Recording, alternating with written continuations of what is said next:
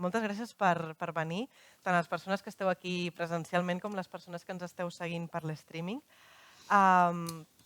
Bé, us dono la benvinguda a aquest debat que, com sabeu, s'organitza en el marc del cicle Argumenta, que està organitzat per la xarxa de centres cívics i per l'Institut de Cultura de Barcelona. El debat d'avui l'hem volgut titular amb una pregunta, no? Que segur que ja coneixeu tots i totes, que és per què medicalitzem els malestars. No sé si ho sabeu, però els cicles Argumenta s'organitzen tots amb un marc comú, amb un tema, i a partir d'aquí van gotejant diversos assumptes, diverses preguntes que ens van sorgint, i el marc d'aquesta sessió de tardor és la salut mental. Quan ens vam plantejar aquest tema vam creure que era una qüestió molt necessària, de la qual cada cop s'està parlant més, i volíem aprofundir una mica en el debat. Llavors ens van sortir a col·lació idees que són molt comunes, no? Entre tots, vull dir, parlem de soledat, parlem de pressió estètica, parlem de precarietat i com afecta els nostres malestars també, i de seguida vam tenir clar que la medicalització havia de tenir un espai en aquest debat. Sobretot també quan van sortint dades. Aquesta dada la menciono molt en les xerrades que faig en aquest cicle, però crec que té molta importància.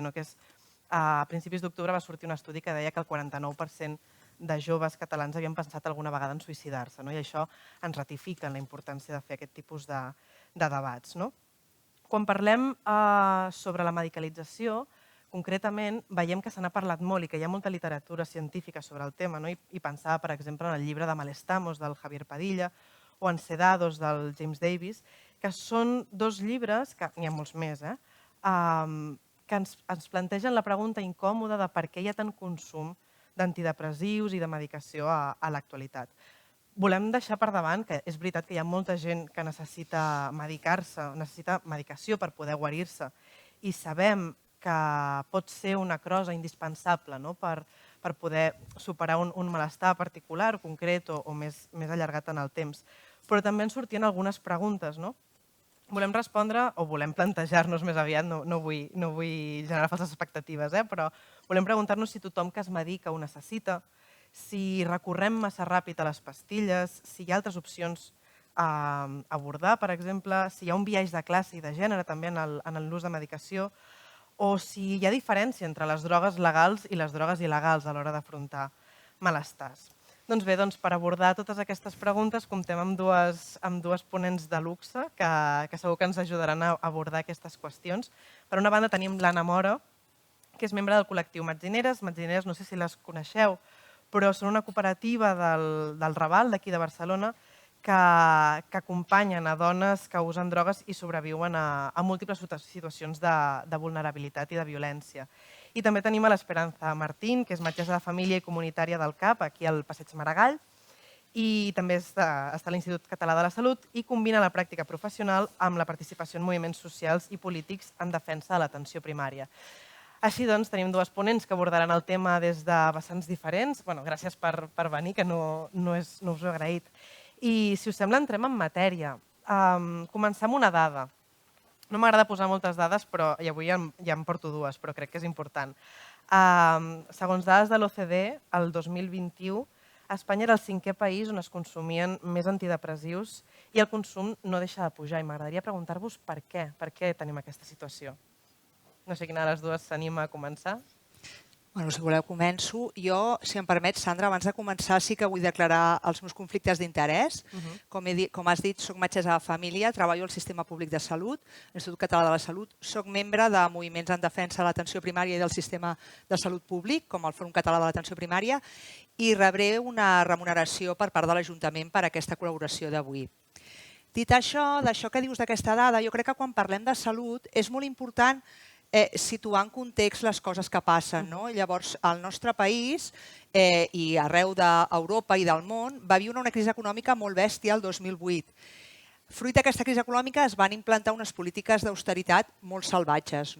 Llavors, la sortida macroeconòmica d'aquella crisi, si és que en vam sortir abans de la pandèmia i abans del conflicte bèl·lic en el que estem, va ser molt desigual per les persones. Llavors, moltes persones van quedar impactades, sobretot en qüestions com l'accés a un habitatge digne o l'accés a un treball digne, De fet, podem parlar que hi ha sectors de la població que tenen una pobresa cronificada des de llavors. Llavors, clar, les persones que estan en aquests contextos, això genera un malestar i aquest malestar es manifesta en qüestions físiques o químiques. Llavors, als sistemes de salut hem venut la idea, i segurament tots vosaltres ho rebeu, de que podem amb tot.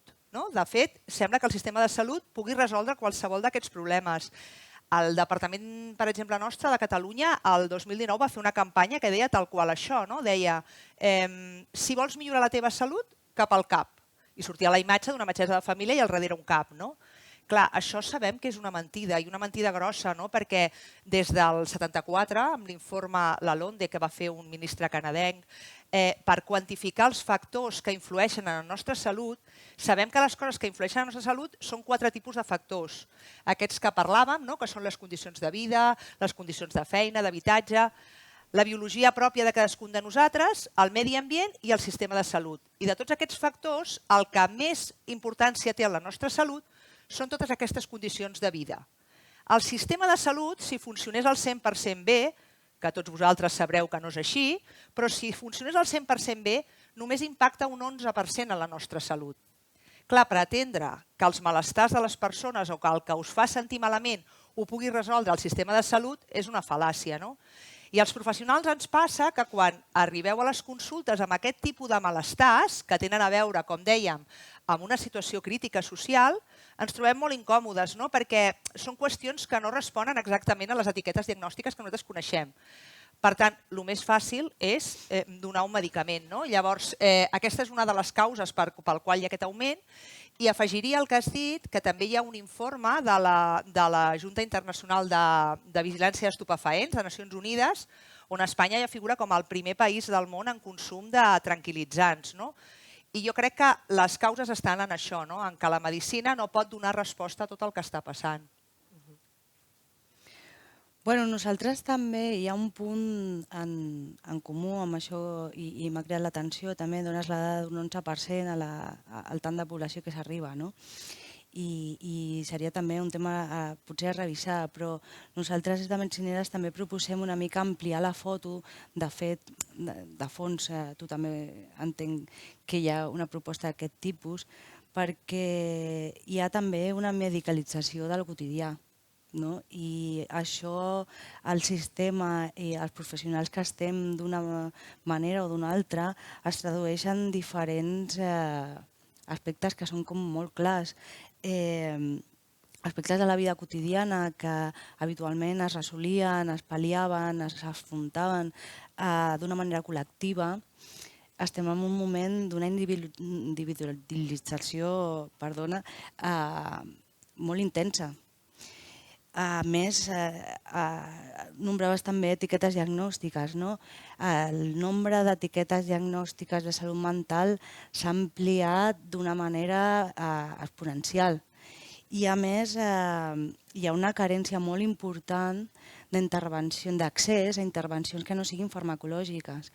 A mi m'encaixa molt això que dius, ens trobem una mica incòmodes perquè a la vegada entenc que sou primera línia, sou els primers qui demanen una pastilla, que entenc que ja parlarem una miqueta més d'això, i no hi ha gaire recurs en aquest sentit alternatiu, perquè les llistes d'espera no permeten gaire alegria i gaire atenció flexible i immediata adaptada a la persona i la seva situació. Llavors, aquests aspectes també crec que són una mica més amplis que el nostre sistema de salut. Vull dir, s'està donant un patró molt similar a diverses parts del món i això no és casual, respon a un sistema, un plantejament polític i més ampli. Sí, molt d'acord. Jo crec que hi ha com tres factors importants en aquest excés de medicalització. Un és que la ciència està orientada als fàrmacs i a la tecnologia. És a dir, la recerca que es fa principalment en fàrmacs i en tecnologia. Altres alternatives que sabem que funcionen no s'investiguen, no es publiquen i, per tant, els professionals científics no les fem servir, perquè hi ha un interès de la ciència en que la recerca sigui així, en fàrmacs i en tecnologia. Això seria una. Dos, has parlat del temps. És veritat que el temps de consulta ens limita per poder abordar les qüestions que moltes vegades preocupen a la gent més enllà de fer una recepta. I després hi ha un altre factor que les persones que treballem a l'atenció primària som molt defensores. És molt important que cadascun de nosaltres, com a ciutadà, tinguem un referent metgessa i infermera que sigui sempre el mateix al llarg de la nostra vida, per nosaltres i per les nostres famílies. Per què? Perquè això que jo explicava al principi, que el 43% de la nostra salut depèn dels condicionants de vida que tenim, si jo cada dia em visita una metgessa o cada dia em visita una infermera, aquesta no sap si a mi se m'ha mort el marit, si jo m'he quedat sense feina, si la meva dona ara s'està amb una altra i això em genera malestar. Per tant, és fonamental mantenir la longitudinalitat dels nostres professionals d'atenció primària.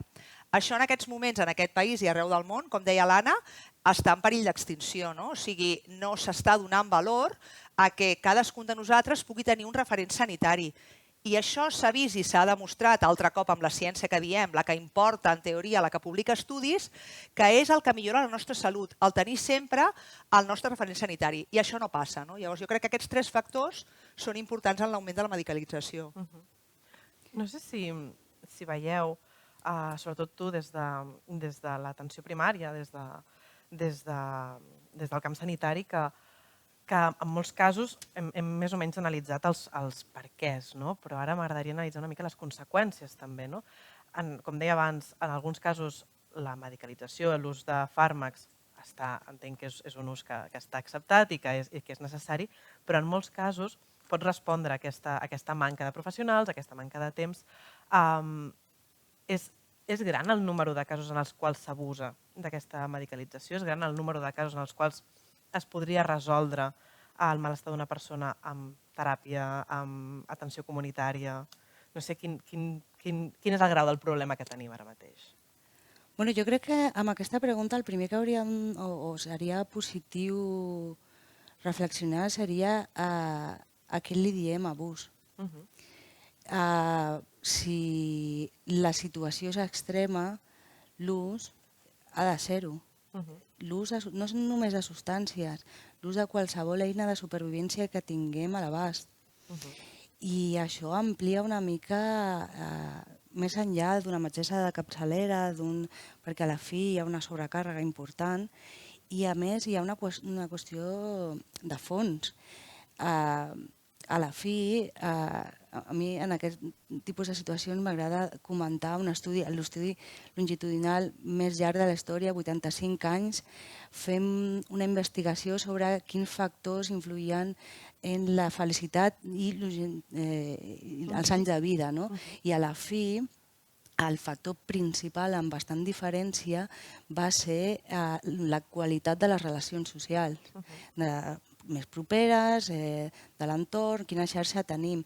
Llavors, potser estem en un moment que ja portem uns bastants anys amb medicacions, tenim bastant informació per saber que a curt plaç potser és necessari inclús, però no estem millorant precisament.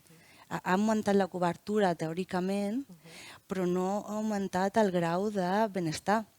Llavors, potser estem en un moment que cal preguntar-se, hem de donar una volta a com ens plantegem la salut, en aquest sentit. Per tant, el tema d'abús, què és l'abús en el context en el que estem? Com ho veus?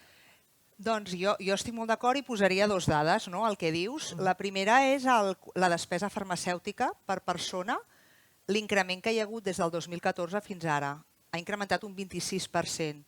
Actualment estem amb una despesa de 275 euros per habitant any. Això és una barbaritat. Des del 2014 no fa més que pujar. És veritat que la gent està més envellida i més polimedicada, però tot i així la despesa farmacèutica no deixa d'augmentar. Paral·lelament, si mirem les xifres d'afectació per malestar emocional, tenim que el 20% de les dones manifesta malestar emocional i el 12% dels homes. És a dir, el consum de fàrmacs va així i el malestar emocional va així. O sigui, efectivament, una cosa no va lligada a la milloria de l'altra. Llavors, tu abans apuntaves que estem absolutament d'acord en les solucions col·lectives. Quina alternativa tenim? El fet que tinguem més o menys temps de consulta, jo penso que no pot ser eximent de fer mal a les persones. O sigui, la nostra obligació com a professionals sanitaris, jo en el meu cas, com a metgessa de família, és no fer mal. Llavors, no pot ser una excusa el que no tingui temps per no abordar les qüestions d'altres maneres.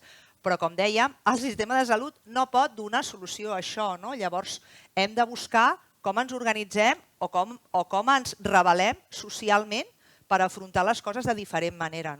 Sobretot qüestions que no són de responsabilitat individual, sinó que són de responsabilitat col·lectiva. Clar, és que de fet una mica anava per aquí alguns aspectes del que deia. Si nosaltres medicalitzem els malestars que han hagut sempre, més els que anem sumant, també creem una distància i estem al cos tècnic, que som aparentment els que sapiguem, tenim resposta, podem solucionar, i està la persona que rep de manera passiva, teòricament, aquesta tensió, i a la fi tothom som constructors de la nostra realitat i estem parlant només de substàncies que són legals, però la realitat és que hi ha un gran ús, tant lúdic com terapèutic, de substàncies que no ho són, inclús d'ús de substàncies que ho són i es fan servir d'automedicació. Llavors, bé, hi ha estratègies col·lectives, hi ha estratègies de supervivència i d'autoprotecció que estan en funcionament. El que passa que no tenen una visibilització o una valoració perquè realment són contràries a un moviment social, un esquema social en el que estem immersos. I que crec que tampoc podem ser ingenus, és a dir, la medicina històricament es basava en l'encontre, o sigui, l'encontre, la trobada entre el metge o la metgessa i el pacient, i el que es produïa dins de la consulta. Actualment, la medicina és un negoci depredador, és a dir, hi ha un interès econòmic brutal per la venda de fàrmacs. Si vosaltres, no sé si heu escoltat la ràdio alguna de vosaltres aquest matí, però jo he escoltat dues ràdios diferents i en totes dues avui s'ha fet un anunci d'un fàrmac, en una del colesterol i en una altra un fàrmac que solucionaria el vertigen, amb un programa d'àmbit nacional com a notícia, no com a anunci. Clar, jo ahir a la consulta, per exemple, venia una senyora, perquè també a TV3 havia sortit una ginecòloga parlant que totes les dones a la menopàusia havien de fer teràpia hormonal substitutiva, i això es va dir ahir en un programa de màxima audiència a TV3. Clar, aquests missatges no són uns missatges que algú s'ha aixecat un dia i mira, vull dir això.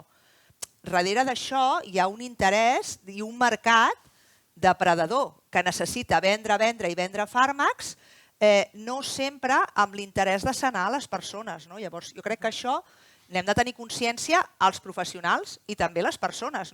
Afortunadament, jo penso que, o almenys jo el que em trobo a la consulta, és que la gent cada cop està, a part de més informada, més empoderada en el sentit de quan tu li qüestiones et pregunta, doctora, i si no em prenc això, què passa? Però i podríem fer una altra cosa? És a dir, que sí que hi ha un debat que si els professionals el volem escoltar es pot donar per intentar frenar això, però, clar, lluitem contra gegants. Sí que ho fem. De fet, fa un parell de dies llegíem un escrit que no recordo el titular paraula per paraula, però era una cosa així com vacuna contra la dependència al crack. Està més que demostrat que l'ús problemàtic de substàncies té molt a veure amb la supervivència, molt a veure amb un trauma, generalment trauma complex, i té a veure amb un sistema d'autoprotecció moltes vegades.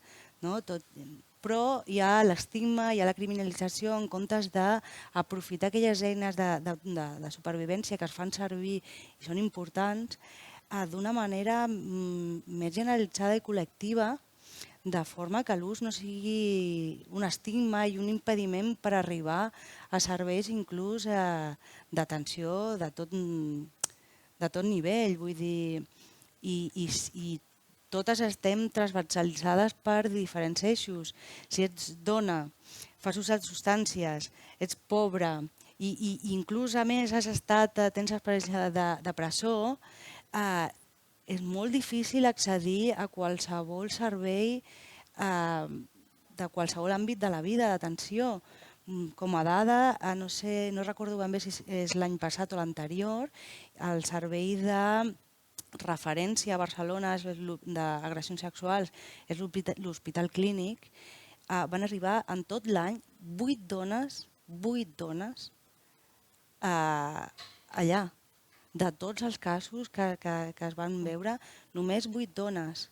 Nosaltres a Metzineres, en una setmana, i com a anècdota no gaire graciosa, però sí significativa, recordo una assemblea no gaire al 8M parlant de si anàvem a la manifestació o no anàvem ni quin sentit tenia que nosaltres anéssim. I una de les participants compartia i una mica indignada preguntava a les més o menys 25, ja dic que estàvem allà, quantes d'aquelles no havien sigut violades. Només una persona va aixecar la mà. Només en aquella sala. Llavors potser ens hem de plantejar una mica com és l'accés al servei d'aquelles persones que tenen un estil de vida inclús dissident, perquè crec que tenim moltes eines a la mà i per què no fer-la servir si tenim aquest monstre davant per poder lluitar? Totalment d'acord, sí.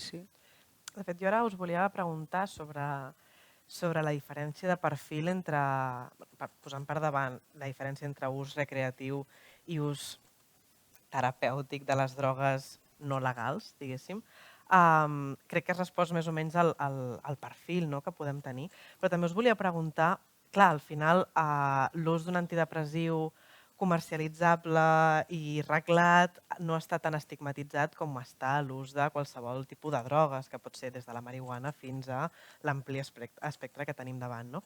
En canvi, hi ha una qüestió que em preocupa molt, que és la dependència que poden generar ambdues vies d'ús de químics per superar malestars. No sé si sé que és molt difícil sortir d'una situació de dependència de drogues, no sé com és la sortida de dependència d'una situació d'una droga que és legal, però aquí ens trobem també que l'estigma deu jugar un paper molt important a l'hora de sortir d'aquests camins que se t'han obert i que se t'han anat d'una mica de les mans, d'alguna manera. Jo crec que de nou proposo parlar del terme dependència. Nosaltres parlem d'ús problemàtic perquè, evidentment, qualsevol substància que entra al cos provoca un efecte. Però està demostradíssim que l'ús problemàtic de qualsevol substància, ja sigui legal o sigui il·legal, té més a veure amb les condicions de vida. És a dir, amb el trauma, amb la pobresa, amb la discriminació. Llavors, nosaltres proposem, en comptes de parlar de dependència, que a més és un concepte molt individual, senyalitza, el problema és teu i tornem a una mirada molt estigmatitzant, obrir una mica per veure tota la foto i veure que la substància en si no és més que un dels elements que està allà, no és el protagonista. La protagonista és la persona que està patint, que està sobrevisquent, com ens definim nosaltres, a múltiples violències, i és important conèixer que la prevalència del trauma, no només en poblacions que estan en una situació complexa aparentment, sinó que la prevalència del trauma és molt alta a tota la població. I bé, potser en comptes de parlar de dependència parlem de què fa necessari fer un ús intens de, en aquest cas, una substància. La resposta a aquesta pregunta és diferent si parlem de drogues legals i de drogues il·legals? Depèn, per mi depèn. I jo diria que al final, droga, segons l'OMS, és una substància que et provoca, que entra, pot modificar la teva conducta i pot generar un benestar o modificar el teu malestar emocional. El que una droga sigui legal o il·legal, tornem a les mateixes. No és una qüestió de que la marihuana sigui pitjor que el fentanil. és una qüestió que torna a ser econòmica. O sigui, no sé si algun de vosaltres haurà seguit el debat o haurà llegit inclús el llibre de l'Imperi del Dolor, que parla sobre els laboratoris Purdue i l'epidèmia d'opioids que va crear als Estats Units. I això és una droga legal. O el que està passant ara amb el fentanil, que també no sé si ho vau veure, però dilluns al 4 feien un reportatge explicant el que està passant amb aquesta droga. Per tant, la diferenciació legal o il·legal no sé si està a les nostres mans o a mans d'altres poders econòmics. Jo, com diu l'Anna, crec que això ens és indiferent. O sigui, que la persona es faci dependent o no, com diu ella, no sé quina part de responsabilitat individual hi ha o quina col·lectiva, inclosos els professionals, perquè nosaltres comencem a donar fàrmacs i a vegades aquesta continuïtat no la fem com s'hauria de fer i això fa que la persona que té altres malestars de vida, el que diu ella, altres traumes, coses que no tenen solució i que la droga apavaiga, per tant, per què és la persona responsable de tot això? I més enllà, fem bé si li traiem a aquesta persona aquesta droga un cop li hem donat i l'hem fet dependent? Jo penso, per exemple, amb els tranquil·litzants, la dada que us deia al principi. Segurament moltes de les persones que esteu aquí esteu prenent una pastilla per dormir. La pastilla per dormir no està estigmatitzada, com ho està l'heroïna, però torna a ser una droga. Vull dir, si no m'ho prenc no puc dormir. Per tant, les conseqüències són diferents, però de fet cada cop necessito més, perquè ja no fa res i me l'han de pujar. Per tant, al tanto amb com estigmatitzem les coses. Penso que aquí, un cop més, els laboratoris potents fan la seva feina. Ara, amb el tema del càncer, també és un gran meló, perquè podem fer servir drogues a full. O sigui, jo, per exemple, la setmana passada veia un pacient meu amb un càncer evolucionat que està amb fentanil, que és aquest opioid superpotent, per intentar controlar el dolor, no ho controla, i em preguntava què em semblava a mi que prengués cannabis. Llavors, la seva dona estava esparverada. No, això no, perquè li sonava com una cosa molt grossa. Dic, però si és que el que està prenent és 5 vegades més potent que el cannabis. En canvi, era com que aquesta idea de que el que farà serà com una cosa que no toca. Llavors, jo crec que no és tan senzill com droga legal i il·legal i si el que la pren és més dolent o menys dolent.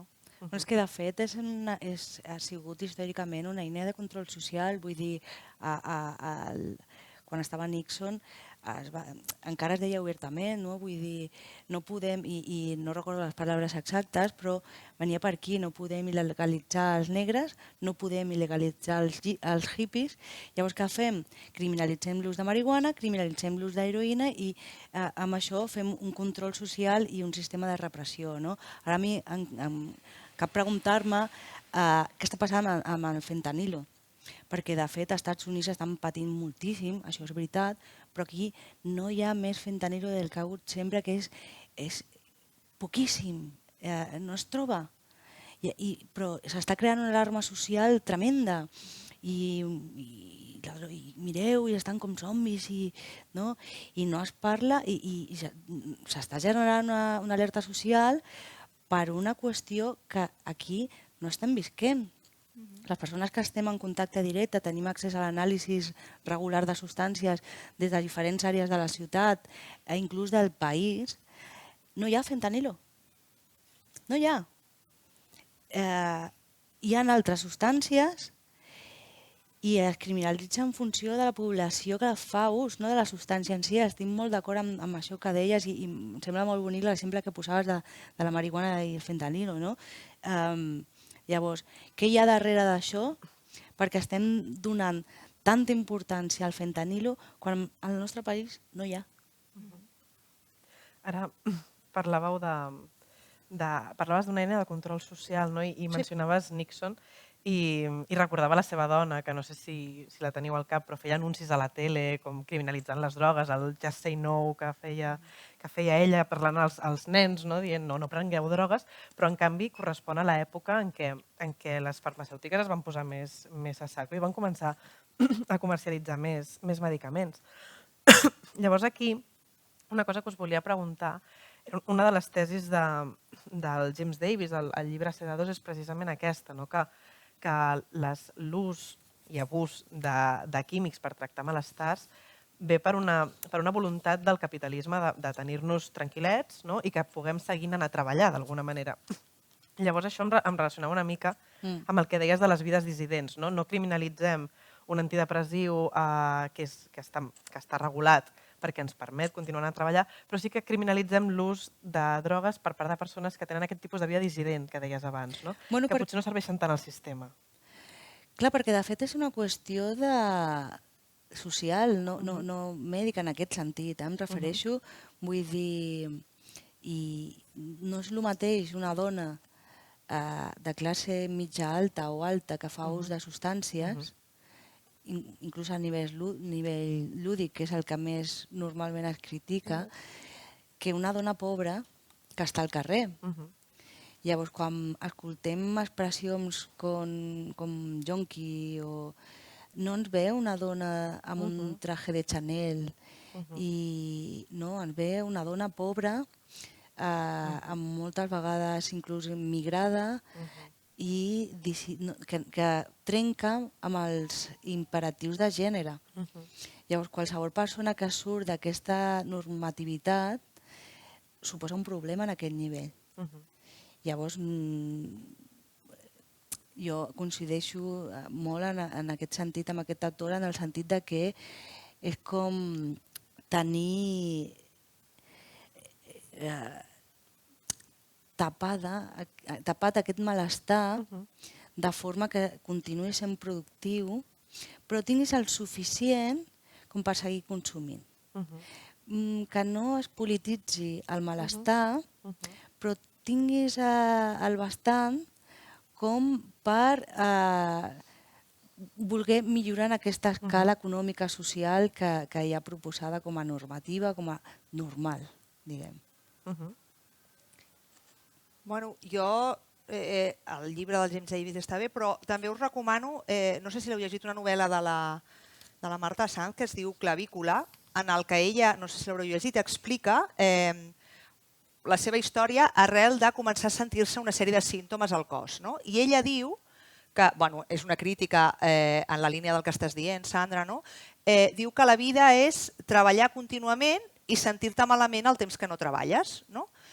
I jo crec que el problema també és aquest, la divisió que hi ha entre el temps de feina i la nostra vida personal, aquesta divisió cada cop és més petita. Llavors, cada cop s'ha apropat més i això és insostenible a nivell de benestar emocional. Clar, llavors això aconsegueix que tinguis una anestèsia de la consciència col·lectiva. No tens temps perquè estàs treballant o estàs amb la teva vida que cada cop és més petita. Clar, nosaltres els metges també moltes vegades utilitzem, us diem a les consultes, que la gent necessita més un sindicat que una pastilla, perquè, clar, els problemes, això també ho diu el Javier Padilla i la Marta Carmona, clar, si col·lectivament no som capaços de reaccionar, doncs la solució és estar anestesiats. I en aquest escenari els psicofàrmacs tenen un gran espai per psicofàrmacs, incloent els legals i els il·legals. I tornem a les mateixes. Els estudis que s'han fet amb psicofàrmacs són les pastilles que donem per problemes de depressió, angoixa, de malestar. Els estudis que s'han fet amb ells no demostren que curin ni la depressió ni l'angoixa. Són estudis molt limitats perquè estan molt enfocats a qüestions biològiques. Sempre s'ha dit que és que hi ha una desestabilització hormonal al cervell i per això ens deprimim. Això ja s'ha vist que no és així, però continuem donant antidepressius.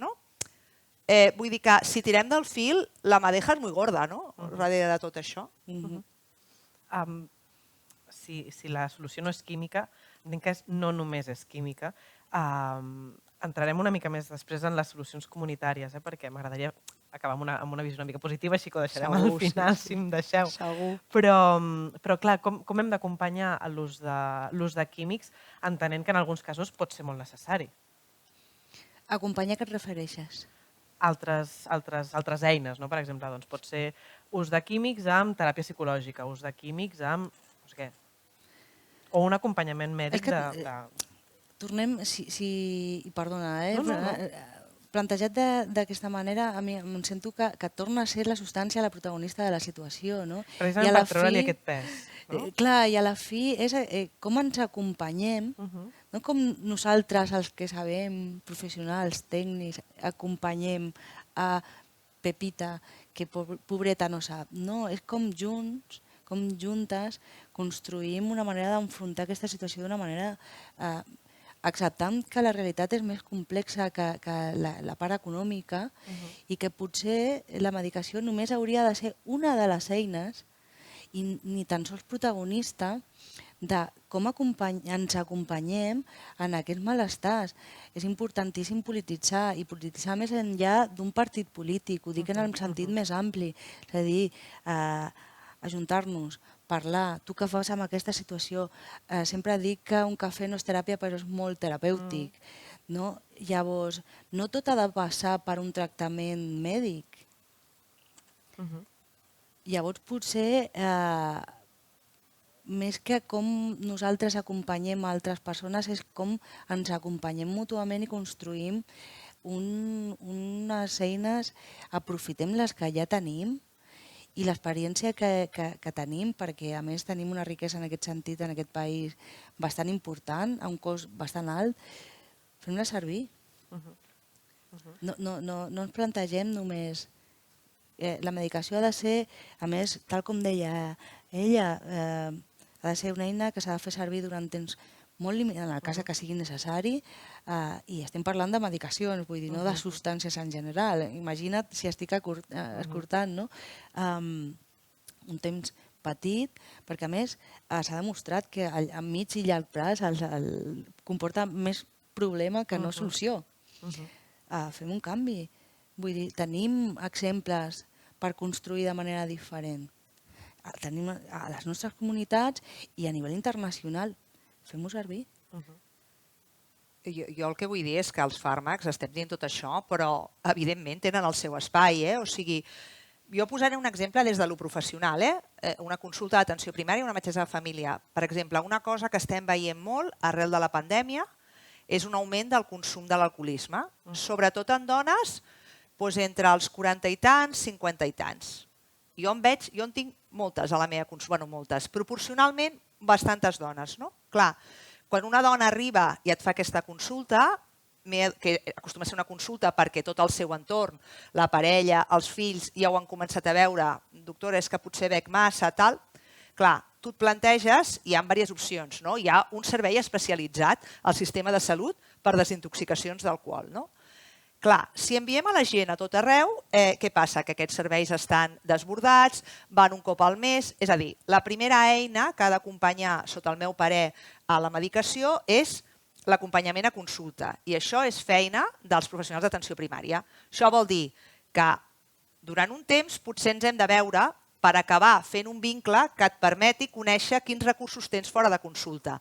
Però la persona que arriba amb aquest desespero amb una consulta, el primer és l'acollida en el sentit de aquí t'escolto, tenim un problema, a veure com l'enfoquem. La segona és potser hem de medicalitzar, perquè la persona que està amb un consum d'alcohol molt elevat, si de sobte tu li dius a partir de demà ja no beguis, clar, i aquesta persona porta bevent 2 anys a full, igual demà m'agafa un telele, perquè jo estic acostumada a beure contínuament. Per tant, potser cal una medicació, La gent no vol medicar-se, o sigui, això també ho tenim bastant après i ho fem bastant bé, Bueno, doctora, millor no em doni res perquè jo sé que seré capaç. Val, doncs fem una cosa, vens el divendres i veiem a veure què. I ve el divendres, Bueno, de moment 4 dies he aconseguit... Això que us explico és un cas verídic, era de la meva consulta, Doncs he pogut tal, però em costa perquè tinc nervis. Bueno, doncs pren-te aquesta pastilla per aquests primers dies. Tu ens tornem a veure en 7 dies. I aquesta continuïtat i seguiment de cada persona que és diferent, perquè, clar, tu t'estudies un llibre que s'ha fet amb el model biomèdic, seguiment de l'alcohòlica. I llavors et posa, fes pam, pam, pam, pam. I tu després a consulta et trobes amb gent diferent. Clar, la Sandra és una, l'Anna és una, cadascú de nosaltres som diferents. Per tant, el que diu el llibre l'hem d'aplicar a la consulta i a les circumstàncies d'aquella persona. I potser aquella dona, amb 4 dies d'un fàrmac, i l'acompanyament que estem fent, la meva infermera i jo, i la seva família que coneix el tema, és suficient com perquè no calgui la medicació. I potser no. I potser realment té una dependència o menys suport fora o el que sigui i li cal la medicació una mica més de temps. Llavors, jo crec que la medicació no pot ser una solució, com deia l'Anna. O sigui, és un recurs dintre d'un procés d'acompanyament o un malestar que pot ser més o menys important. Té un espai, però no és un miracle jo crec que en quasi cap malaltia. I a més és que esteu, em dóna la sensació, molt sols, perquè un apropament integral de la persona, fraccionem a la persona. Aquí atenem el consum, aquí atenem... I la persona, per cada fracció que nosaltres imposem, que el propi sistema que tenim imposa, ha de tornar a començar una relació, un vincle, explicar experiències no gaire agradables, per dir-ho molt suaument. Llavors, potser passa perquè puguem treballar d'una manera més integrada nosaltres, professionals, sistema públic, sistemes privats, que canviem aquest plantejament de manera que no depengui de que aquesta persona pugui prendre aquesta medicació o decideixi o no, sinó que hi hagi tot un abanico de possibilitats per enfrontar aquesta situació, que no sigui aquesta persona sola i que la medicació no sigui de les poques eines que teniu per poder proposar, a més del vostre temps que poseu de No, per personal. això jo reivindicava el generalisme quan hem començat. O sigui, és molt important la figura del referent de salut que som els professionals d'atenció primària, perquè dintre de les nostres competències està aquesta, la coordinació. Jo puc tenir un centre, en aquest cas que us explicava d'alcoholisme, hi ha un centre d'atenció a les drogodependències en la meva zona, però jo no puc expulsar aquesta persona de la meva consulta a partir d'ara, com que és alcoholisme, ho farem allà. O sigui, és el que tu dius, qualsevol problema, qualsevol malestar a la salut ha de tenir algú que integri, perquè les persones no som alcohol o mal de cap, o sigui, ens passen moltes coses i totes van combinades. Llavors, és important que hi hagi algú que doni generalitat a les coses que ens passen parcialment i després pugui utilitzar altres recursos a modus de consulta, però que el pacient, que la persona sàpiga sempre que hi ha algun referent que està al cas de les coses que m'està passant. I això, a part que jo ho reivindiqui perquè soc professional d'atenció primària, és que s'ha demostrat que millora la salut de les persones. Per tant, quan estem veient que hi ha un atac continu contra el primer nivell d'assistència, que és l'atenció primària, per part de les polítiques, com us deia abans, les polítiques dels nostres governs dedicades a salut, al final és un dret poblacional que estem perdent. El nostre dret com a ciutadans és poder tenir algú que vehiculi els nostres malestars des del punt de vista sanitari de forma global i no que m'estiguin enviant a 10 professionals que s'ha demostrat que em donaran 10 pastilles diferents. O sigui, més ambicioses encara. Per què hem d'anar a diferents llocs? Treballem de manera multidisciplinar realment. Que siguem nosaltres com a professionals que ens movem, que ens coordinem entre nosaltres i que la persona participi activament d'aquesta construcció.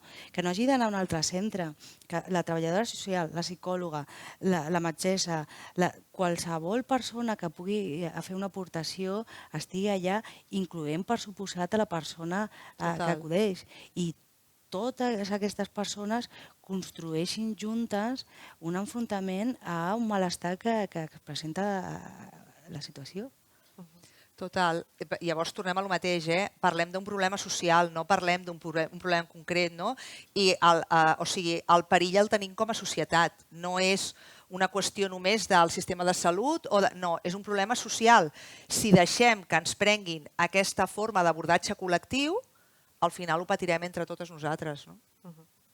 Ara, i abans d'obrir el torn de preguntes al públic, us aviso perquè us aneu preparant alguna pregunta si la voleu fer. Hem parlat una mica del biaix de gènere, us volia preguntar més aviat pel biaix d'edat, el biaix generacional, perquè ara parlàvem que és un problema social el que tenim amb els malestars. Jo començava donant aquesta dada del 49% de joves que han tingut pensaments suïcides al llarg de la seva vida i tinc la sensació que per una banda hem desestigmatitzat la salut mental, també s'ha desestigmatitzat una mica l'ús de químics, l'ús de fàrmacs i hi ha estudis que demostren que la joventut que puja, a més de tenir més problemes de malestars de salut mental, també és més consumidora de químics per afrontar aquests malestars. La meva pregunta és quin futur o quina societat estem generant quan l'atenció en aquests joves, a falta d'atenció comunitària i atenció conjunta, doncs els enfoquem cap aquí, quin futur, quina societat estem generant amb aquests abordatges? Bueno, penso que de manera indirecta ha sortit, no? A través de l'aportació que feia Davis, m'he quedat ara, estem adormits i a la mateixa vegada estem impulsats a aquesta inquietud, focalitzar-la cap a llocs molt concrets. Llavors estem creant persones amb una insatisfacció perquè necessitem com a ésser humà estar connectats i necessitem fer camí, proposar una alternativa, perquè si no anirem... Això sí que serà més fort que el fentanilo 1000 vegades. No tindrem criteris, no tindrem eines de defensa, ja estem perdent tot el que s'ha construït, el coneixement construït col·lectivament, perquè no hi ha aquesta herència, tot i que existeix encara i la tenim. Llavors, despertem.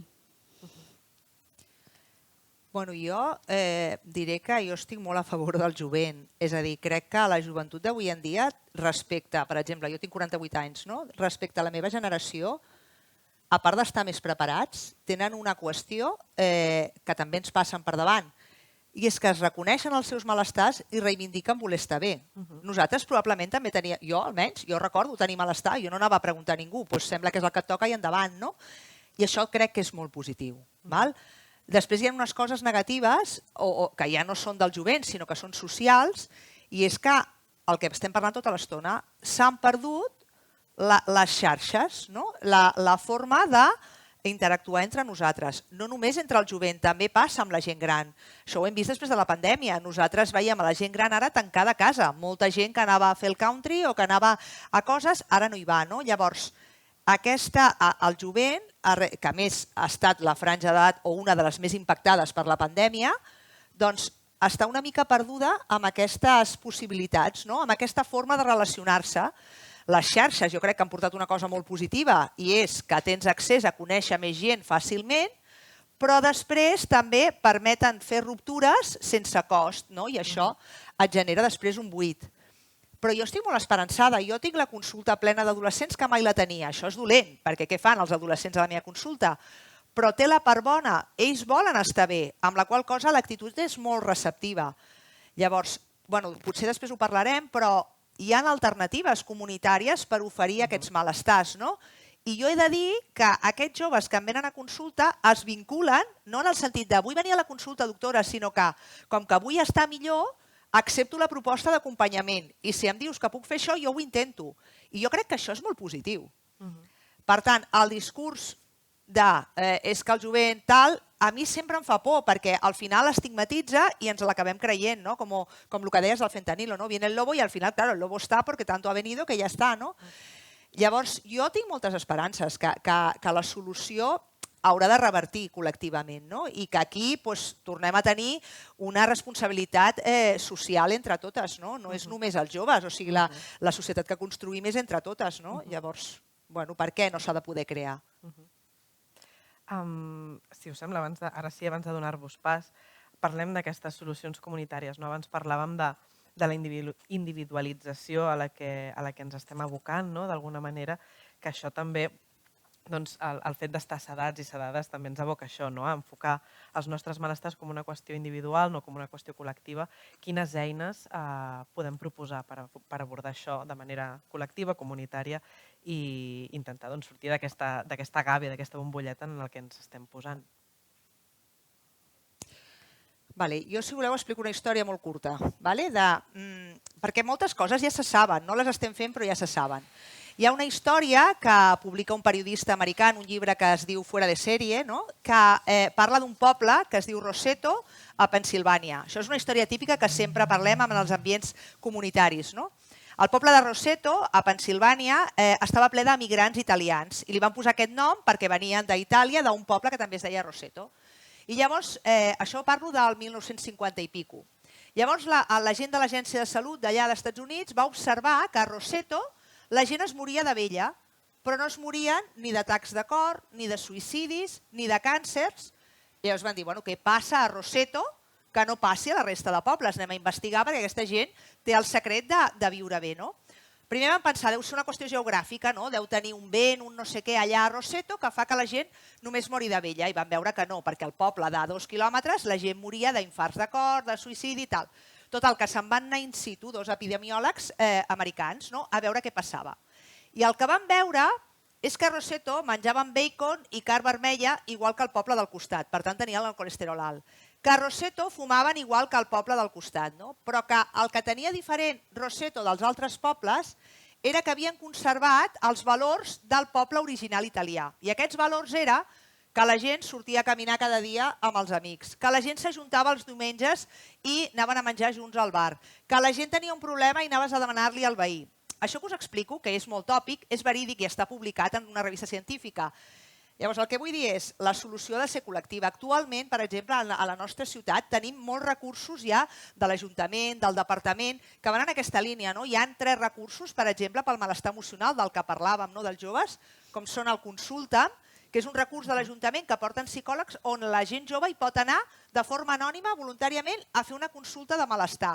I és un recurs, jo he enviat gent també, que és que els joves el reben com superbé. I van un dia i els hi preguntes, bueno, i tornaràs a anar? No, ja està, perquè ja m'he curat. T'ho diuen així, perquè els joves també tot és de hoy por hoy, no? Però que l'efecte és bo. Després hi ha un altre recurs, per exemple, els centres d'atenció primària, que són els grups psicoeducatius. Això ho porten les infermeres d'atenció primària des de fa molts anys, estan publicats ja els efectes beneficiosos en revistes científiques i que es tracta de que ens ajuntem la gent amb malestar emocional i grups coordinats per infermeres abordin aquest malestar en aquests grups. No? I després hi ha una altra cosa del departament, no? Que és el Salut i Escola, que és un programa també que fa 1000 anys que tenim al territori. Les infermeres d'atenció primària van a les escoles i aquí també hem detectat que els temes més preocupants entre els joves són la sexualitat i els problemes de salut mental. No? Per tant, jo no sé la solució, però opcions comunitàries n'hi ha 1000. N'hi ha 1000 moviments a cada barri. No? Llavors, jo crec que la solució, això que estem fent ara avui, aquí, que dius, bueno, de què serveix això? Això serveix de molt, perquè ara podrem parlar i bueno, unes i altres podem aclarir dubtes, no? I això va fent llavor. D'aquí anem a altres. No? Llavors, i això ja se sap que genera benestar. No? I si entenem la salut no com la manca de malalties, sinó com aquest estat que a mi em fa sentir bé, tot i que tingui algun dolor, perquè jo puc tenir un dolor i tot i així sentir-me sana, perquè he incorporat aquest dolor amb el meu quotidià. Bueno, sé que tinc això, però jo segueixo amb la meva vida. Doncs tots aquests espais ja s'ha demostrat que són sanadors. No? Sí, una mica a la mateixa línia. Vull dir, em sembla un exemple molt bonic perquè, a més, és de molta comunitat. No? Salim a passejar, sortim junts i això està demostradíssim i ho podem experienciar cada una de nosaltres. No? Comporta salut. Aprofitar també, com deies, els recursos que hi ha i també fer-los accessibles a tothom. No són, els recursos tal com els tenim en aquest moment i tot i que hi ha moltes persones fent un esforç molt important perquè ho sigui i hi ha una necessitat de replantejar a quines persones s'accedeix i a quines no i com fer-ho accessible perquè estem totes en aquesta situació. No? I fer un plantejament això, donar salut des de no tant lo biomèdic sinó des de lo col·lectiu, que incloïxi tots els que són factors socials, estructurals, una mirada ampla, complexa i que s'adapti als ritmes que tenim, perquè si no, a més de que tenim comprovat que no dona els resultats, no avancem. Doncs bé, de moment donar-vos les gràcies per aquesta conversa. Si us sembla, obrim el debat al públic. No sé, no us veiem gaire bé perquè tenim un focus aquí meravellós. No sabem si us heu avorrit, si Gràcies. no... Ara sí que us veiem. Bé, no sé si alguna de vosaltres té algun dubte, alguna qüestió que vulgui compartir amb nosaltres. Allà hi ha una mà. Espera, que tenim micro. Ara. Perdó, el que tu plantejaves d'això, tu creus que alguna vegada hauran prou recursos perquè això arribi? Depèn de nosaltres. De nosaltres? Sí. I el Ministeri, Jo recordo- Conselleria de Sanitat no té res a veure? I tant, i tant que sí. Preguntava, no Però, recursos, sinó tu planteges com una cosa estructural, general, no? Sí. I així, però clar, després això necessita centres, necessita personal, necessita... Algú posarà aquests recursos econòmics perquè tot allò que tu dius que seria genial es pugui realitzar? Jo, tot i que no ho sembli a vegades, sóc una optimista d'acord. I jo recordo encara les èpoques en les que quan una associació de veïns deia l'alcalde feia goig, no?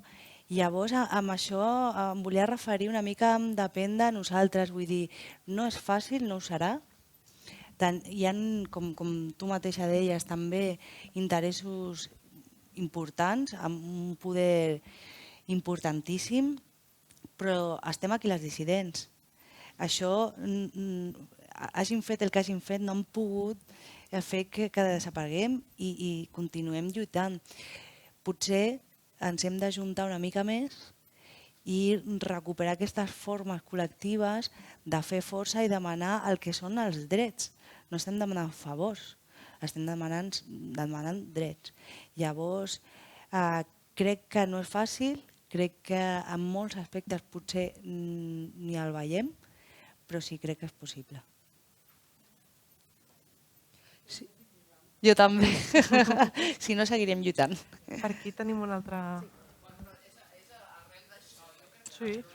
Bueno, espera, el micro és Tot també lo per que les és persones salut. que estan en streaming, que si no, no et senten elles. Val. El problema de tot el que és salut i això és que quan els hi arriba, o sigui, ja arriba una onada. O sigui, ja no tenen temps de reaccionar. O sigui, muntar les coses està molt bé, però les has de començar a muntar quan comences a veure el problema. Quan el problema és tan monumental, que som tants els afectats de salut mental, gent amb problemes, etc, que ja és tan enorme que ja no poden solucionar-lo d'un dia per un altre, perquè ja els ha desbordat, com va passar amb la pandèmia. Un cop ho sabíem tots el que estava passant, encara anàvem amb el lliri a la mà. Quan es van donar compte ja estava tot desbordat. Clar, sempre es fa tard. No sé, jo una mica amb la línia de l'Anna diria que no som conscients del poder que tenim. És a dir, està molt bé, el govern farà, i jo porto anys al departament donant pel sac. O sigui, vull dir-te que crec que en la lluita a nivell de departament, però crec que tenim una responsabilitat individual que té molt impacte i no en som conscients. Llavors, el departament dirà, amb aquests diners farem no sé què, molt bé, però jo estic a dintre del CAP i jo crec que s'ha de fer això i farem això. Llavors, si cadascú anéssim per aquí, ja sé que sembla molt idíl·lic, però és que és així, O sigui, tu fas un tuit, jo faig un tuit, un dia a Twitter, i et truca el secretari del conseller. Saps o no? I dius, no tenen més feina a fer, no? Que estar mirant aquests tuits? Veus? Saps del que t'estic dient? I estan mirant a 2 o 3 a veure què diuen, no? Llavors, el que vull dir és que penso que com a societat, la societat és de tots, no és només dels polítics, no? Llavors, que tenim un poder, si el volem exercir, no? Que és nostre. Llavors, no sé, jo crec que és posar-se en marxa, no? Una mica el que deia l'Anna, que paral·lelament s'ha de donar pel sac, està clar, no? Però en el dia a dia hi ha reivindicacions que podem fer des de territori, no? Llavors, si nosaltres estem fent una escola de salut al barri de Navas, l'escola de salut s'ha de fer al barri de Navas i això no depèn del departament, depèn del regidor de turno, no? I de venir aquí a donar llauna al regidor de turno, no? Llavors, bueno, jo sí que tinc esperances perquè he vist canvis petits que potser no han impactat en el funcionament del món. Això que deies de la pandèmia. A la pandèmia, per exemple, hi ha un exemple d'acció col·lectiva de la ciutadania per reivindicar una atenció, que va ser les persones afectades de Covid persistent. Tu ets afectada? Bueno, doncs, llavors coneixeràs el col·lectiu del Covid persistent. Bueno, la gent es va organitzar i va reclamar una atenció. Això és un exemple, però n'hi ha mils, no? Llavors, no sé, jo crec que la gent té més poder del que es pensa. Sí, però preferia que el problema és Micro. Sí, segur. no hi ha recursos per tothom, ni mats per tothom, o sigui, clar, no. Aquest em referia, el problema és ni personal. Com has ben dit, són moltes. Tenim moltes mans. Com bé ha dit, a vegades són problemes socials que es tenen de solucionar socialment com defensant els drets. Totalment d'acord, sí.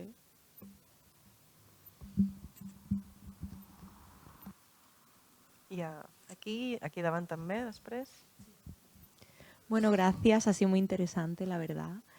Yo quería decir que entiendo, ¿no?, el debate que se está creando, que a nivel social, lo que todos podemos hacer, los de arriba, pero algo que, bueno, yo soy residente de psicología y algo que se ve desde dentro, ¿no?, es que el que está en contacto con el paciente al final es el profesional y son los profesionales los que toman la decisión de muchos casos, ¿no?, dar fármacos a malestares que claramente, si indagas un poco más, pues son trauma, ¿no?, como has dicho tú, que se ven muchísimo. Y a mí me llegan un poco la reflexión de, vale, quizá desde arriba, obviamente, hay responsabilidades, pero quizá también falta un poco de educación, ¿no?, en el malestar emocional, en todo lo que hay detrás, ¿no?, de llegar a tomar un antidepresivo o llegar a tomar un antipsicótico o cualquier otro fármaco. Y yo veo que los profesionales, incluidos los de salud mental, están un poco desconectados muchas veces de realidades de sus pacientes, que podrían tener otra forma de tratamiento que no fuese el fármaco si realmente nos interesásemos un poco más, ¿no?, en ir más allá, que entiendo que es difícil, pero no sé, así lanzo la reflexión. Sí, yo en parte estoy muy de acuerdo. Quiero decir, no tenemos por qué reproducir un modelo que recibimos cuando tenemos alternativas, además, sostenidas en una investigación, en unos datos serios, pero tampoco perdamos de vista ambas partes. Quiero decir, todos somos personas, profesionales, no profesionales, somos todos personas, ¿no?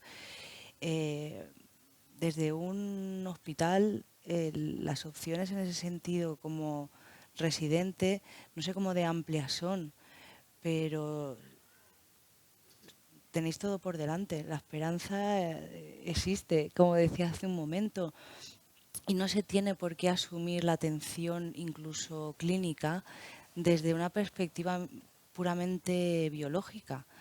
Está por construir y además tenemos referentes y referencias vivas y de historia con las cuales sostener la propuesta de cambio y sumarlas al resto de movimientos que hay en toda la sociedad, porque al final no somos más que una parte.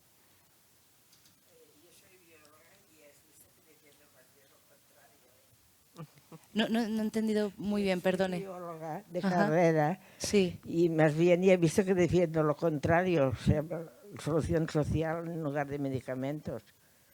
Bueno, es verdad que el paradigma es muy biomédico, ¿no? O sea, cuando tú hablas de los psiquiatras, y que lo podemos extrapolar a cualquier tipo de médico, nuestro paradigma es biomédico. Eso quiere decir que lo que nos han enseñado es que un síntoma responde a un daño orgánico, ¿no? Entonces, claro, nosotros si nos miramos, cada 2 por 3 tenemos un síntoma. Hoy me duele una rodilla y sobre todo a partir de determinada edad. O sea, hoy me duele la cabeza, me duele la barriga.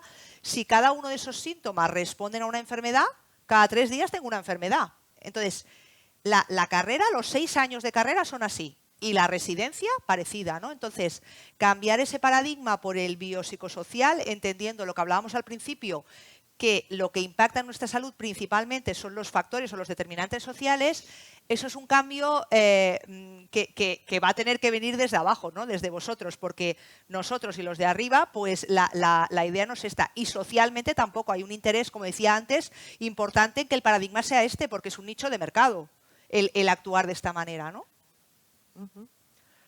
Per aquí hi havia una altra...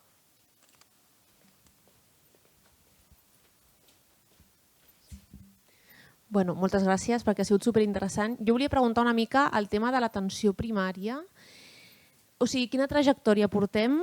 Si estem tendint més cap a una assistència més clientelista, per així dir-ho, de les persones, o creus que ja, bueno, potser hem passat a un pic i estem intentant tornar a tenir una atenció més, com deies, més de seguiment? O sigui, com ha estat la trajectòria en aquest sentit amb el tractament de malestars i si pots fer una previsió o llançar idees de dir, doncs mira, ara estem en lluita amb tal... En quina situació ens trobem, no? Si podem participar en algun aspecte... Clar, la situació és molt crítica, molt més crítica que fa 10 anys. Jo fa 20 anys que treballo a l'atenció primària. He treballat aquí i al País Basc. Crec que la situació mai ha sigut com la d'ara, no en recursos, que s'ha parlat aquí, perquè jo no crec que el problema sigui tant de professionals com d'enfoc. O sigui, hi ha una intenció de restar-li prestacions a l'atenció primària i es creen dispositius que fan coses que abans feia l'atenció primària, que és una mica el que deia l'Anna, com poden ser les unitats de cures pal·liatives, com poden ser els hospitals de mig servei, moltes coses es creen per descarregar l'atenció primària. Això és un perill, perquè al final, el que dèiem abans, és molt important que la persona sigui atesa des del generalisme. Llavors, si a mi em treu recursos per donar-los a un dispositiu específic, vol dir que el sistema principal perd recursos. Llavors, la situació en aquests moments és aquesta perquè en realitat ningú es creu l'atenció primària, això una, i dos, perquè cap polític s'atén a l'atenció primària del sistema públic. Llavors, el dia que algun polític tingui un metge de família o una infermera d'atenció primària com a referents, un polític, em refereixo, que tingui poder de decisió, potser les coses canvien. Això no passa, ells tenen les seves mútues i fan la seva assistència allà. Llavors, i després a nivell social, tu parles de l'atenció primària o de que és metgessa de família i és una especialitat denostada, no té cap glamour. Té molt de glamour ser altres especialitats hospitalàries, però no té glamour fer el més important, que és sostenir la gent des de baix i les seves famílies. Llavors, jo crec que aquesta feina sempre s'haurà de fer, perquè tots necessitarem un metge de família i una infermera en algun moment de la nostra vida. La qüestió és, com a societat, el que estem disposats a perdre. Si volem que això acabi sent als Estats Units i que llavors estigui reservada l'atenció primària per qui no es pot permetre altres coses, o si volem lluitar per un sistema que ha demostrat ser superior a tota la resta de sistemes que hi ha en el món.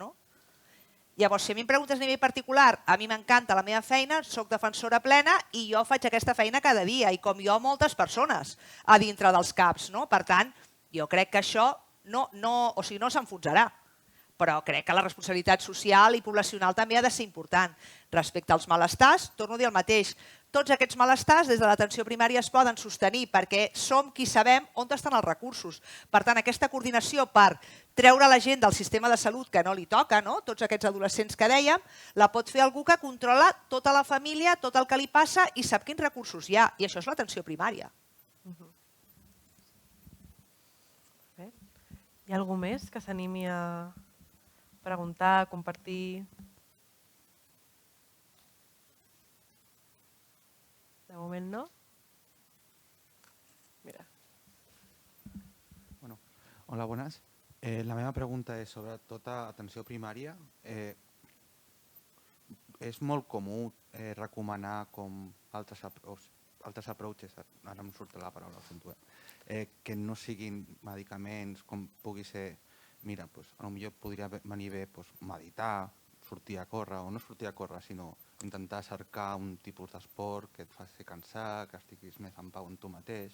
O sigui, és algo comú que s'està mirant o alguna cosa així, perquè a vegades crec com que veiem com l'atenció primària o la salut en si mateix com, mira, ja no hi ha cap altre remei, has d'anar al metge i a veure quin parxe et fot, no?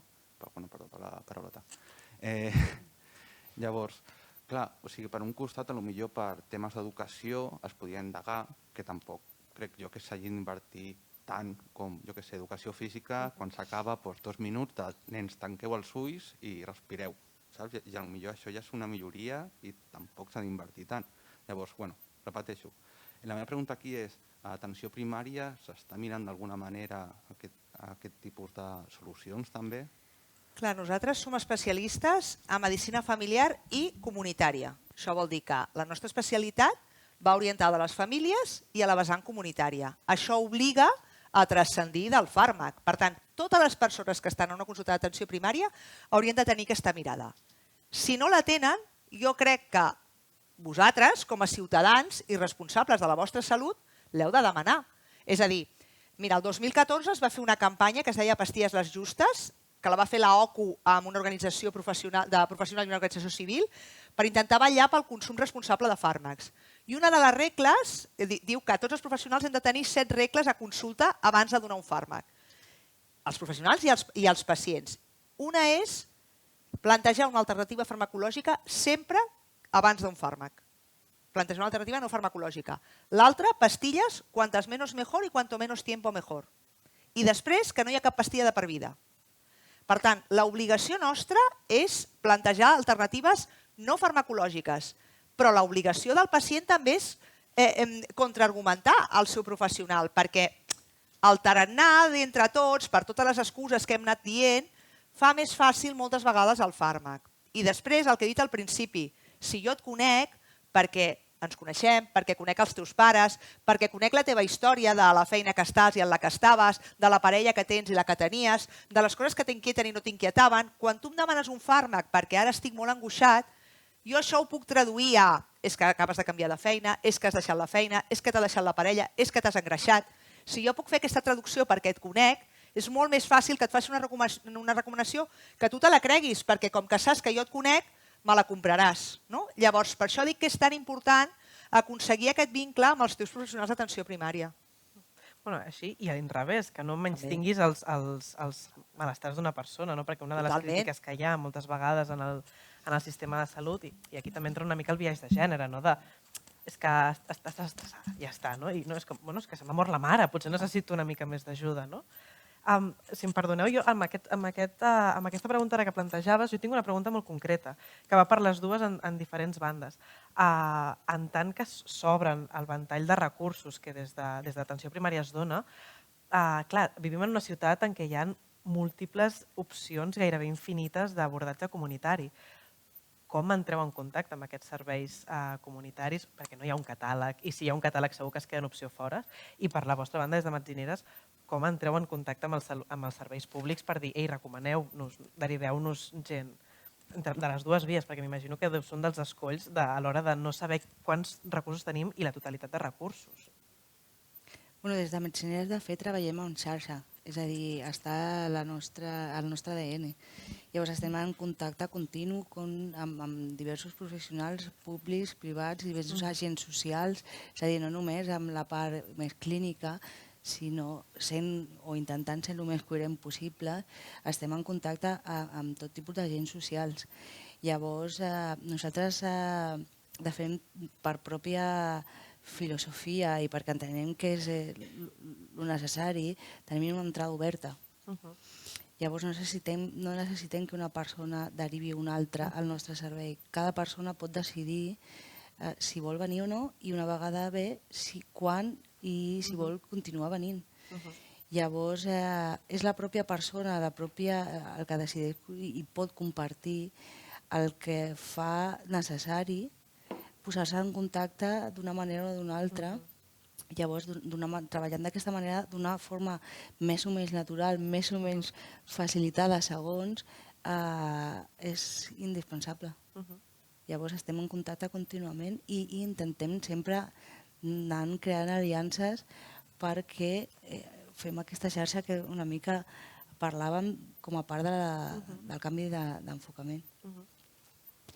Clar, nosaltres torno al mateix, som atenció primària i comunitària. Llavors, tots els CAPs estan ficats en un barri i a quasi tots els barris hi ha, a quasi tots no, a tots els barris hi ha moviments comunitaris més o menys establerts. Hi ha molts barris que tenen taules comunitàries, algunes que depenen de tècnics de salut de l'Ajuntament, d'altres que s'han constituït espontàniament.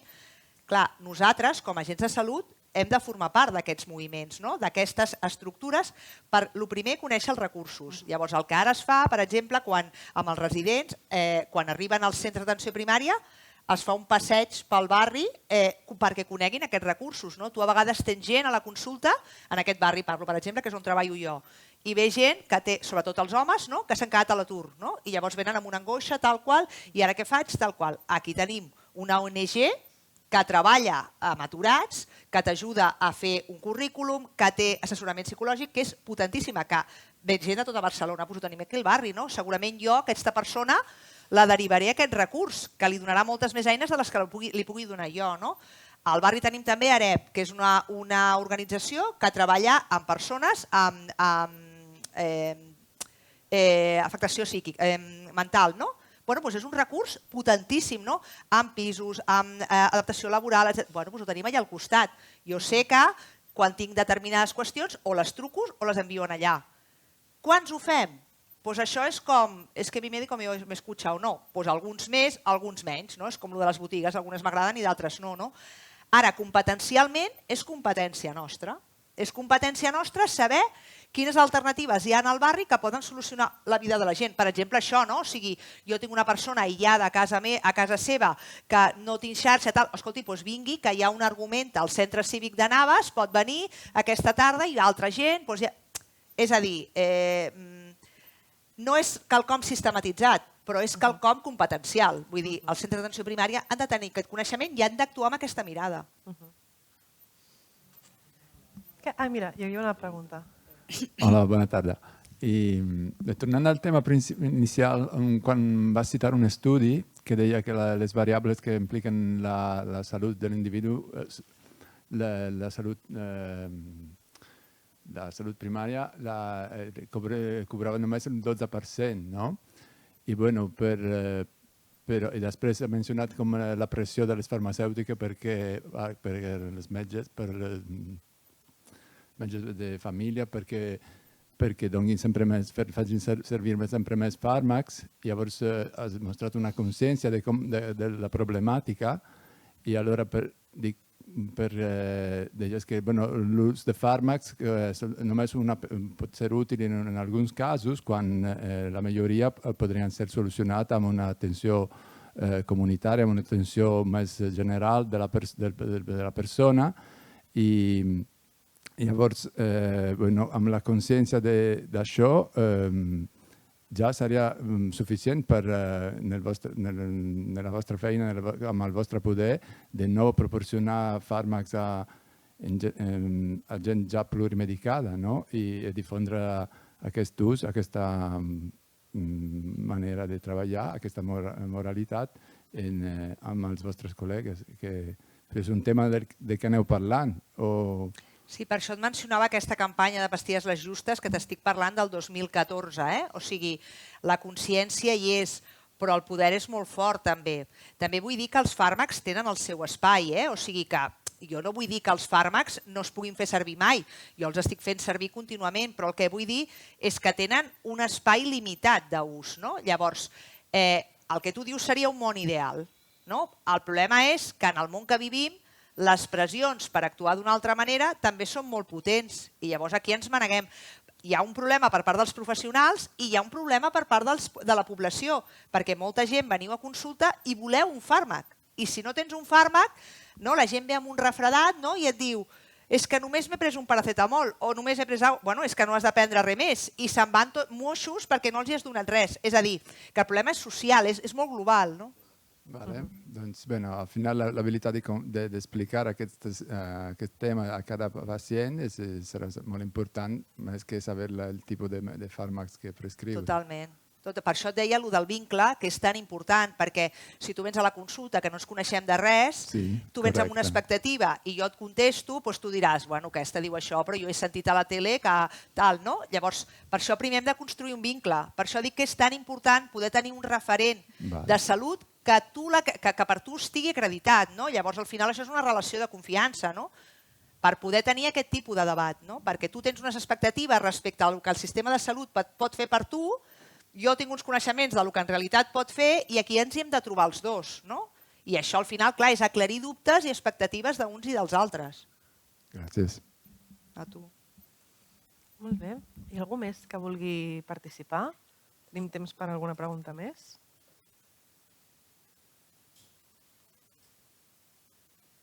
Mira. D'aquestes webs que has parlat... d'aquests centres que has parlat tu, de l'ARAM i tot això, hi ha alguna web on es pugui trobar informació? Perquè, clar, si jo t'atinc tu com a metgessa, m'informaràs perfectament. Però i si no? És que jo no vaig al metge perquè no hi tinc la necessitat, però en canvi una part, això, estic a l'atur, però jo tinc bona salut. No és el meu cas, que soc pensionista, però podria ser el cas, no? Una persona que té molt bona salut, però s'ha acabat a l'atur i crea una angoixa. Aquesta persona moltes vegades no creu que necessita un metge. Llavors, informació sobre aquests centres o així, hi ha? Clar, vivim en un món que hi ha tanta informació que el problema no és que hi hagi una web, és que hi ha 10.000. No? Llavors, com t'arriba la informació? No? Llavors, a lo concret, nosaltres en el CAP sí que tenim un plafó a l'entrada del Camp Maragall on consten alguns recursos. Aquest lloc és un lloc on arriba tota la informació, perquè les persones que estan en aquell lloc estan a la taula comunitària del barri. L'Ajuntament en té moltes. L'Agència de Salut Pública té, abans deies, on estan els recursos comunitaris? En teoria hi ha una web de prescripció social que se li diu on apuntem tots els recursos. Però jo crec que al final el que t'aporta és això. Tu vens avui i has sentit, doncs hi ha una cosa de l'atur. Més que altra cosa, no? Jo això no tenia ni idea que existia. I això que has dit de si et tinc a tu de metgessa és el que li deia amb ell. Crec que vosaltres teniu l'obligació, o el dret, de poder exigir al professional que tinguis que si ell no ho sap, que pot ser que no ho sàpiga, a mi a vegades em pregunten coses moltes que no les sé, però ja m'enteraré. Però tu, com a ciutadana, tens uns drets. I jo tinc dret a saber, escolti, doctora, i no hi ha una altra cosa? No, jo no ho sé, però igual la doctora et sabrà dir, però igual hi ha aquesta o li preguntaré. Vosaltres el paper no pot ser només passiu, o sigui, teniu dret a les coses. A veure, estem parlant d'un barri. La meva filla és metgessa de família a Llafià, Badalona. I són gent que no sap ni llegir ni escriure. La majoria són migrants. Bueno, és un drama de barri. Aleshores, aquella gent no vindrà a demanar-te ajuda perquè no sap que pot demanar. Aquest és el problema. Aquí estàs en un barri amb un nivell mig. I llavors pots pensar, doncs mira, això potser tenen informació o potser això, però hi ha llocs que no. Això ho deia abans l'Anna, no? Això se li diu en medicina la llei de cures inverses, que vol dir que dediquem més recursos al que menys ho necessita. Per exemple, la xerrada d'ara. Segurament els que heu vingut, que està molt bé que vingueu i teniu interès, però probablement qui més ho necessita no ve perquè no s'ha enterat, com el que tu dius. És que, per exemple, si aquesta xerrada la feu allà, no crec que, que estareu soles. Bueno, et sorprendries, Et sorprendries perquè llavors el mecanisme és un altre. Entres per les associacions de veïns o entres pels moviments comunitaris de barri. Això depèn, però sempre s'escapa gent, és el que deia l'Anna, no? Sempre. Sí, és veritat que no s'arriba a tothom, però no només depèn de si soc migrada, si soc tinc tota una sèrie de... Ho dic per falta d'informació, Sí, així ho entenc. Sinó per falta d'informació que als seus països això ni existeix ni ho somien. I aleshores aquí no es pensen que aquí pot passar això. O sí, potser amb aquesta informació que rebem, totes, ens creem una idea, un prototip que potser inclús no correspon. Estem parlant de potser comunitats o orígens on el col·lectiu està molt més desenvolupat inclús. Llavors potser no fan servir el mateix que la persona que és de l'Eixample de tota la vida, no? Però això no significa que no hi hagi un sistema, que no hi hagi una riquesa, que no hi hagi unes eines de difusió, de convocatòria. Per això també parlava d'agents socials. Nosaltres, per exemple, som part del barri. I això passa per ser veïna, per ser... Llavors, i això també són canals. I potser com no són oficials, institucionalitzats, no els donem un valor en aquest sentit, però el té. Inclús no sabem llegir, no sabem... La tradició oral, vull dir, ha estat sempre. I el boca a boca és el que més funciona. Llavors, potser passa inclús per com soc veïna al meu edifici. Inclús amb aquella persona que jo he rebut tota una informació. I crec que, potser passa per canviar l'enfoc, perquè no esperar que vegin tal persona, un cartell al carrer, no, potser passa per apropar-se a una persona que coneix moltes i veure què podem fer juntes. I amb això i estem fent un acte de difusió i de construcció conjunta que mereix moltíssim la pena. Última oportunitat.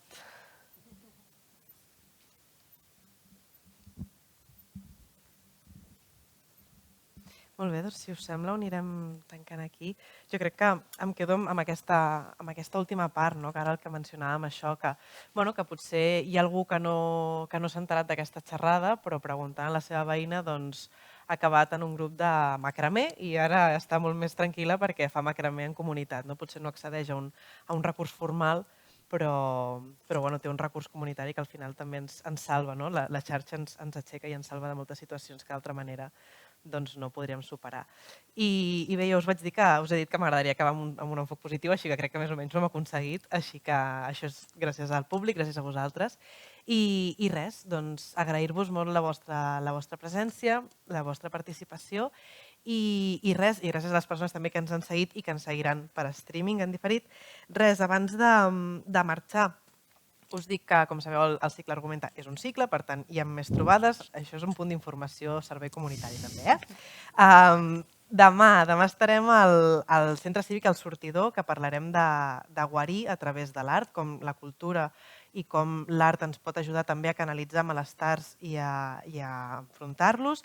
I la propera aquí al Centre Cívic de Navas serà el 8 de novembre, que parlarem del bullying. I concretament es titula Quan l'escola no és refugi, entendre el bullying, que també és un temazo i que us esperem a tots i a totes. I ara sí, res més, moltíssimes gràcies i fins la propera.